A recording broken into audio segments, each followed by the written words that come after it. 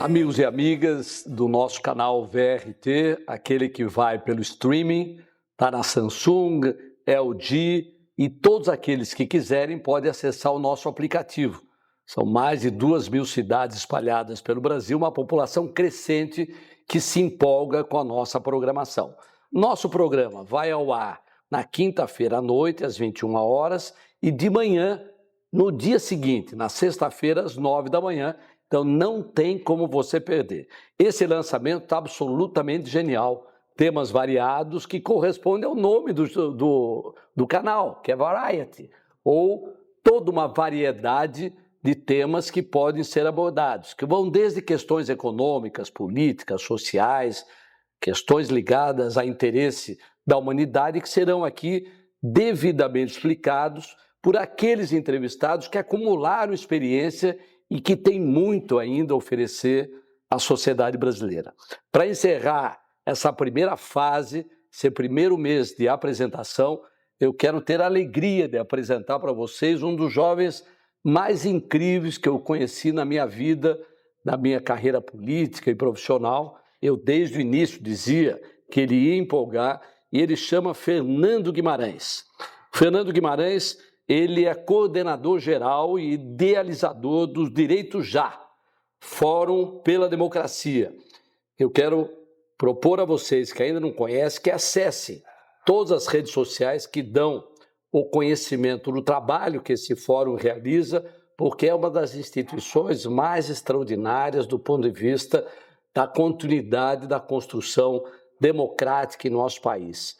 E ele tem uma característica muito interessante que o Fernando depois vai explicar. Mas a história dele é muito mais antiga.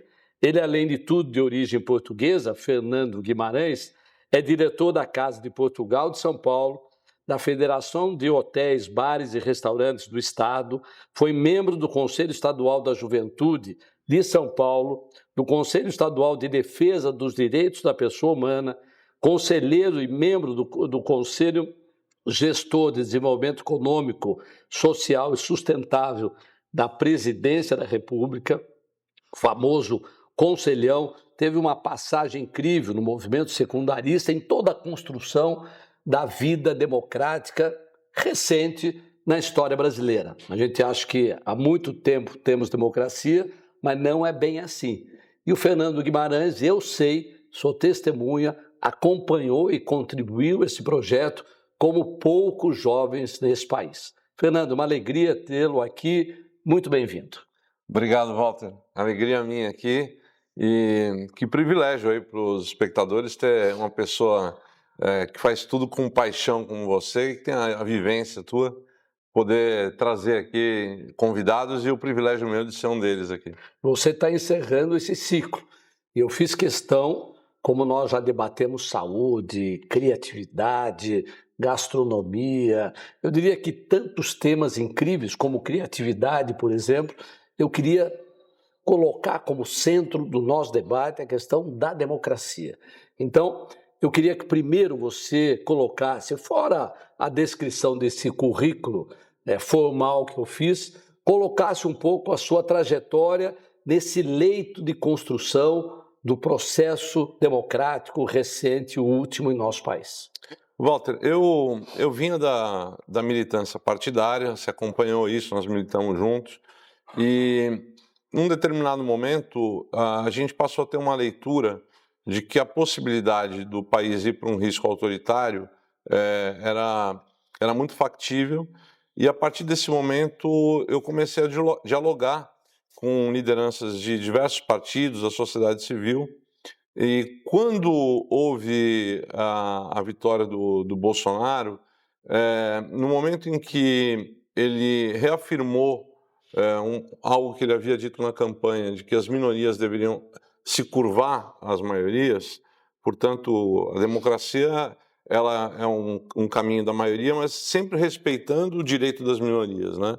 Naquele momento eu senti que era muito preocupante, e aí eu fui fazer uma reflexão e eu lembrei do Montoro e de um momento que você participou, que foi quando o Montoro tomou a liderança de organizar aquele ato Mário Covas no segundo turno contra o Paulo Maluf, aqui em São Paulo. Ele arregimentou forças de todo o país, né, de vários campos políticos, para simbolizar ali o compromisso do lado de uma pessoa ética e uma pessoa democrática como Mário Covas. Então eu pensei, acho que se o Montoro estivesse aqui, ele ia buscar organizar as forças. Nesse novo momento. Nesse novo momento. E foi um pouco inspirado por isso que a gente foi ampliando, cada vez que a gente dialogava com mais alguém, quando a gente ia buscar outra pessoa, já não era eu sozinho, já eram 2, 3, 4.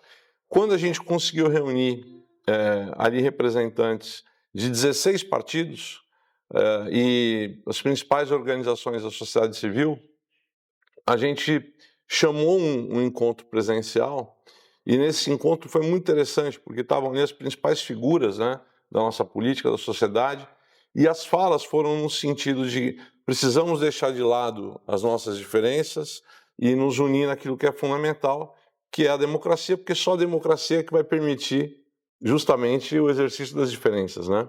Então, ali se constituiu o embrião do direito já, que a gente teve um desafio de levar isso simbolicamente para o palco do Tuca em 2019. Veio o linguista Noam Chomsky, especialmente para o Brasil, para participar desse ato. A gente teve o arcebispo de São Paulo, a gente teve governadores, 300 organizações da sociedade civil aceitaram o nosso convite e compareceram no ato, né? 16 partidos. Então, acho que desde as diretas já, aquele foi um momento assim, mais expressivo em termos de amplitude. E a partir dali estava lançado ali a semente do que seria a Frente Ampla, que a gente, de 2019 até hoje, a gente trabalha no dia a dia no sentido de manter viva e fortalecer, porque a gente sabe que os desafios pela democracia seguem no Brasil e no mundo. É muito interessante, Fernando, e o Fernando falou de uma figura extraordinária na nossa história, que é o Franco Montoro, que foi quase tudo, desde vereador até governador de São Paulo. Só não foi presidente porque a saúde não permitiu, mas ele estava absolutamente preparado para isso. Naquela época da campanha pelas diretas, nós acreditávamos que recomeçava a abertura do jogo político até para que o Montoro pudesse expressar no comando do Brasil aquilo que significava para ele o ato democrático, a sociedade democrática. Eu quero dizer para vocês aqui, pela primeira vez, com um público tão grandioso, talvez o Montoro represente o que há de mais nobre na democracia. Várias vezes isso que ele fez com Mário Covas naquela época, ele fez com o PT, estando do outro lado. Ele fez na campanha das diretas. Eu era membro da executiva estadual do PMDB na época, e o Montoro, contra tudo e contra todos, porque dizia que era muito perigoso, que não devia, como governador de São Paulo, ele faz o primeiro grande ato público na Praça da Sé na campanha das diretas.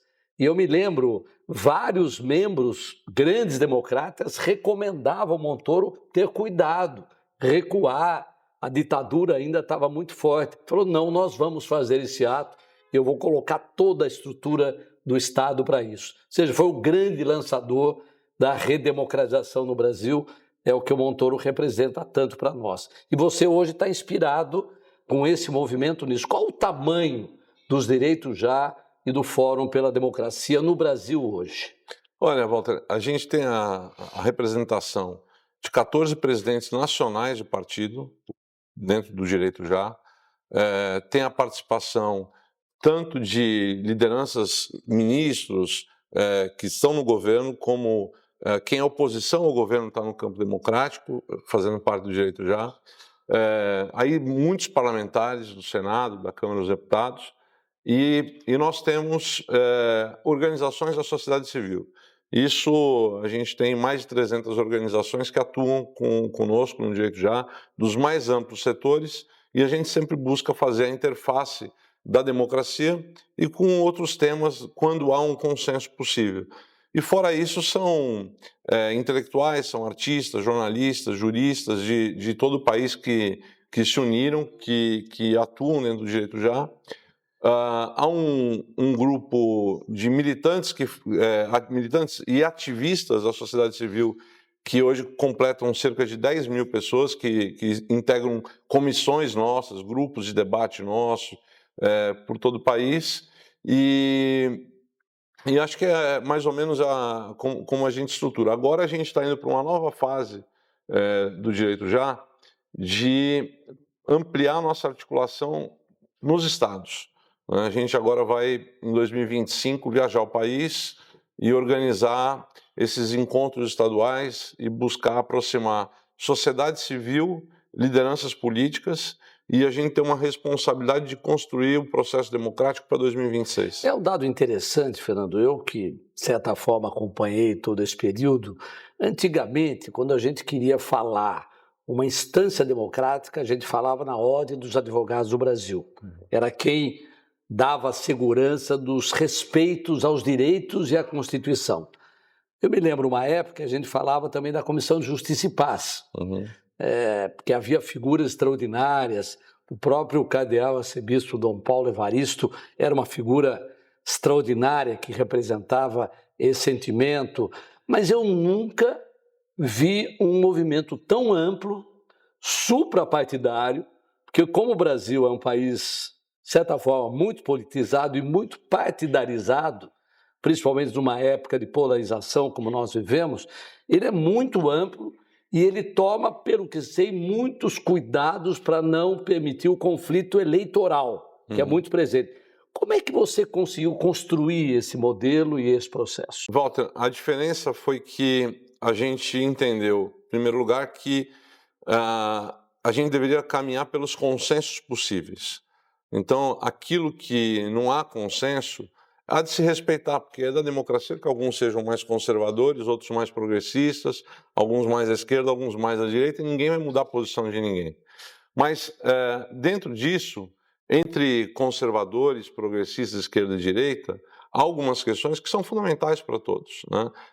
Os países que conseguiram avançar são aqueles que conseguiram construir alguns pactos, né?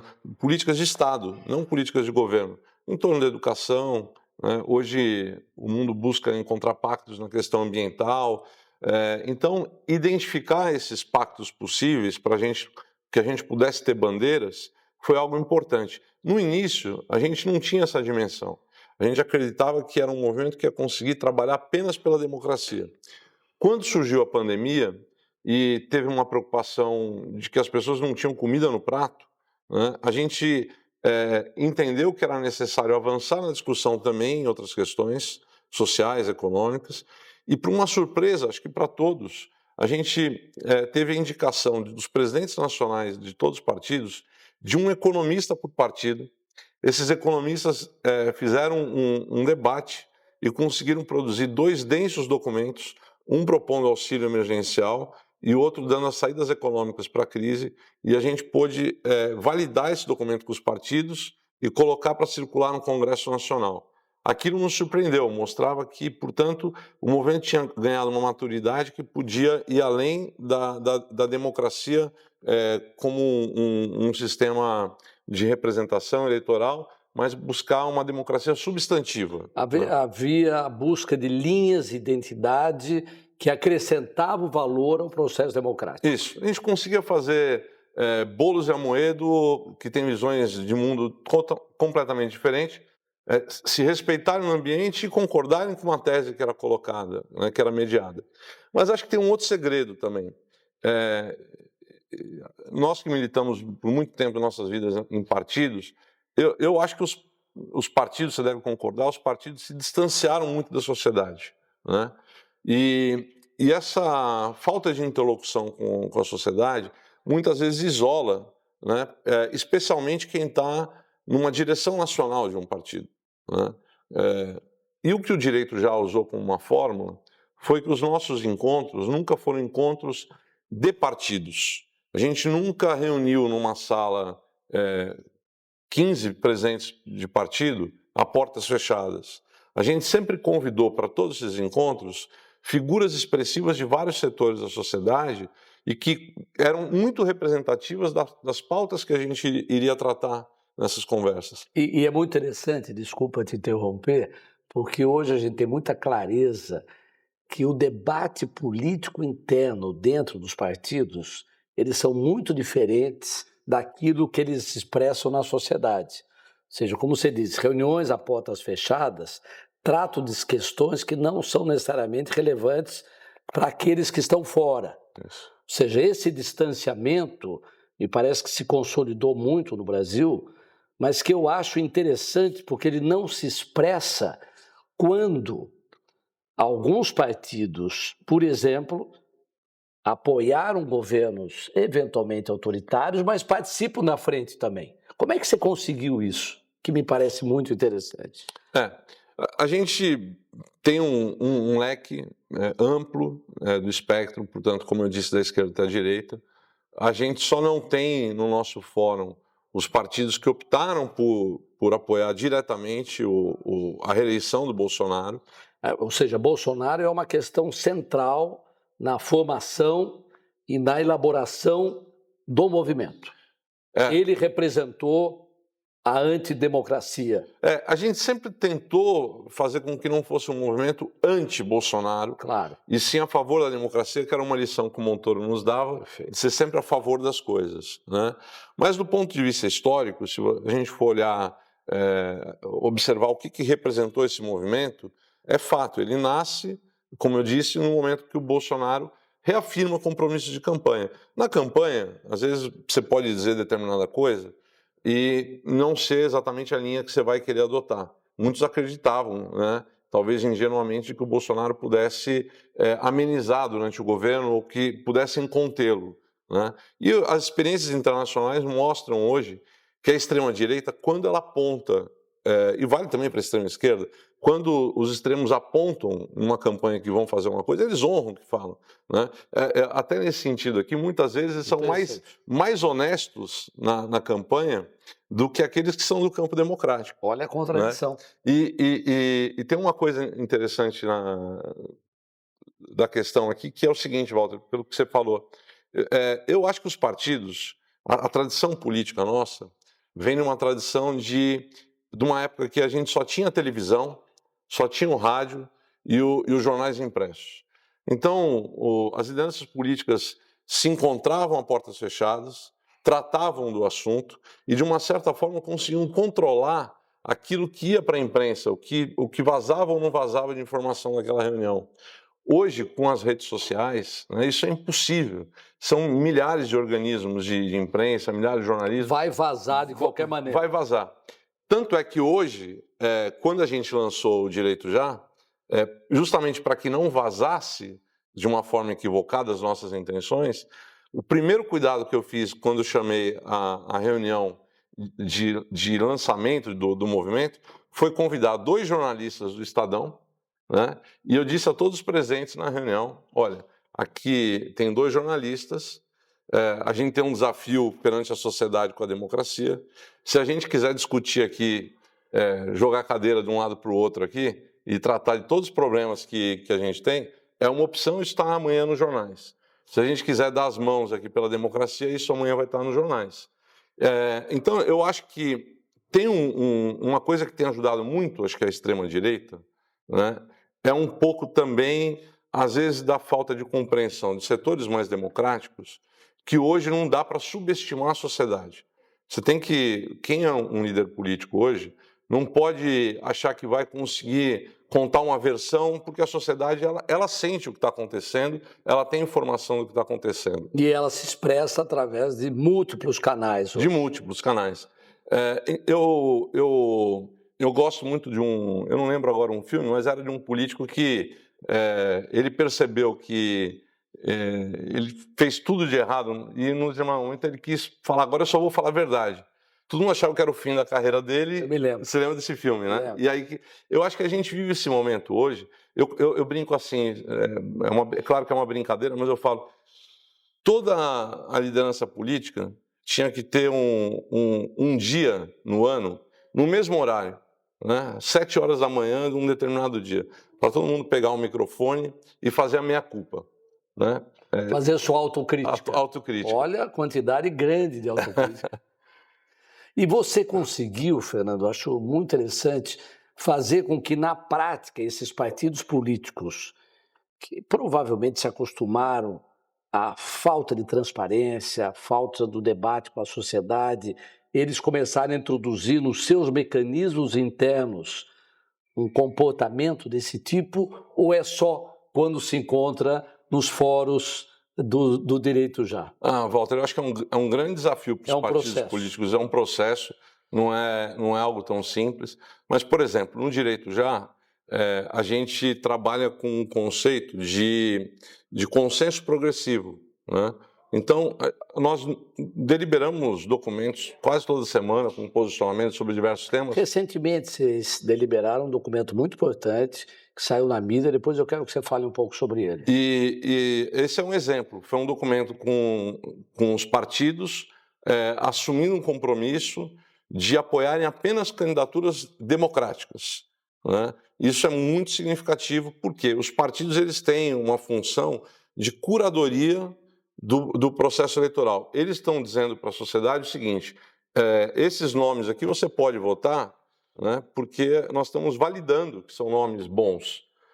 Se os partidos fizessem esse filtro antes, a gente não teria tantos candidatos autoritários, ou candidatos que não têm uma postura tão ética. Isso em todos os partidos, de esquerda, de direita, na extrema esquerda, na extrema direita, vale para todo mundo. O que nós fizemos foi eles assumirem esse compromisso público.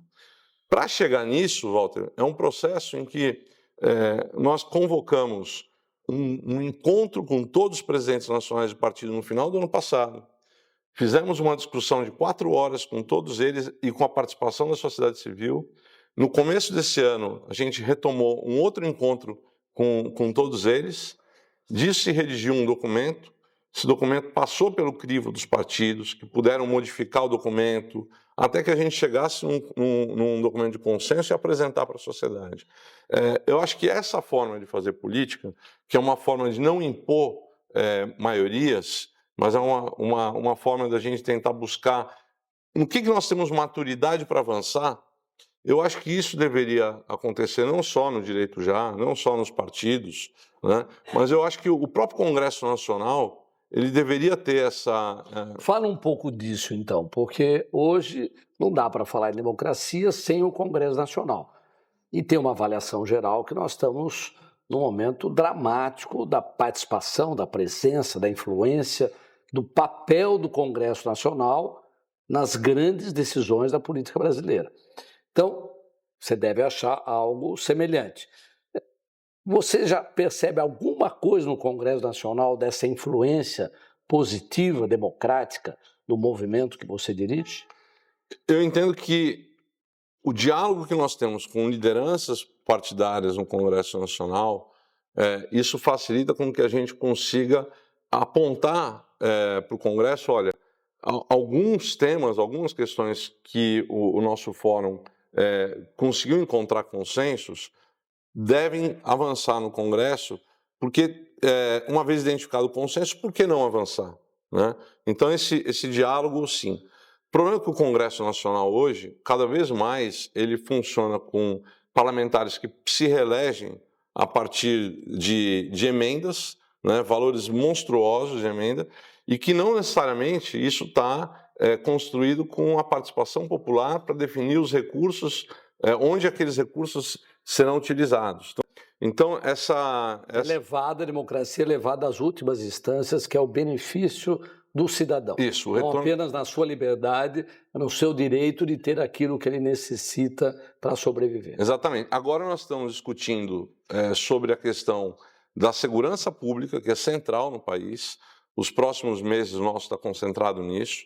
Na sequência, a gente já tem 2 pautas programadas. Uma nós vamos tratar da questão da igualdade racial, no sentido não apenas de políticas sociais, mas no sentido da gente pactuar de que é preciso oferecer para aqueles que sofreram um processo de escravidão no país, para os seus descendentes, né, uma restituição daquilo que aconteceu por parte do Estado.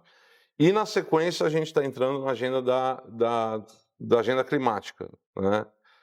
Então, esses debates nossos, a gente apresenta para o Congresso e para o governo um material em que vai uma comitiva de parlamentares de todos os partidos, vão nomes da sociedade, e nós dizemos, olha, avance sobre isso. Então, qual o percentual, na prática, na tua avaliação, de presença no Congresso Nacional que assinaria de fato os documentos que vocês estão formulando?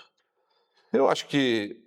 Naquela linha da sinceridade, ou seja, quantos parlamentares hoje, na tua avaliação, correspondem a esse ideário? Não sei fazer a conta de parlamentares, eu posso dizer que a gente acredita que a gente teria em torno de, dependendo da pauta, 14, 15, 16 partidos. Não, fora partido, eu quero saber número de parlamentares. Eu acho que se a gente buscar consenso, Walter, a gente consegue construir ali...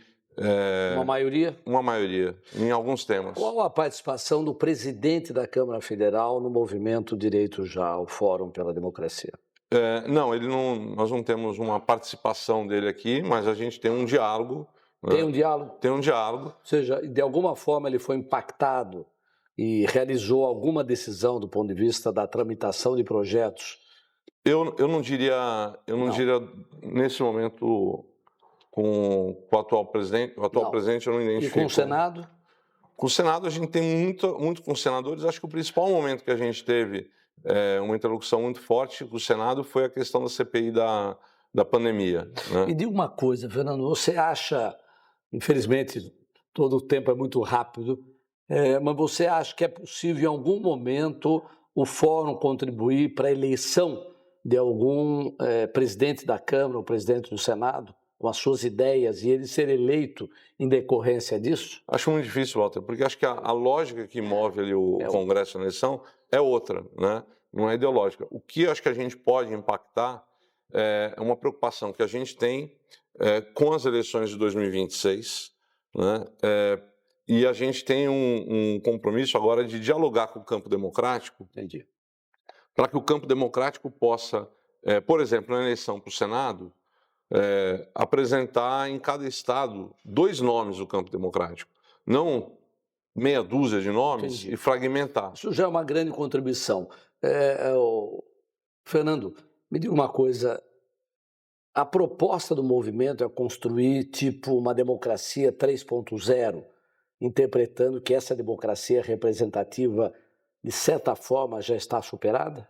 Eu acho que a democracia representativa ela não está superada. Eu acho que o que a gente tem que fazer cumprir é um ideal que estava assegurado na Constituição de 88, que é a democracia participativa, que tem muito para a gente avançar nisso. Por exemplo, esse é um país que não utiliza os expedientes, por exemplo, de plebiscito, de referendo. Verdade. Né?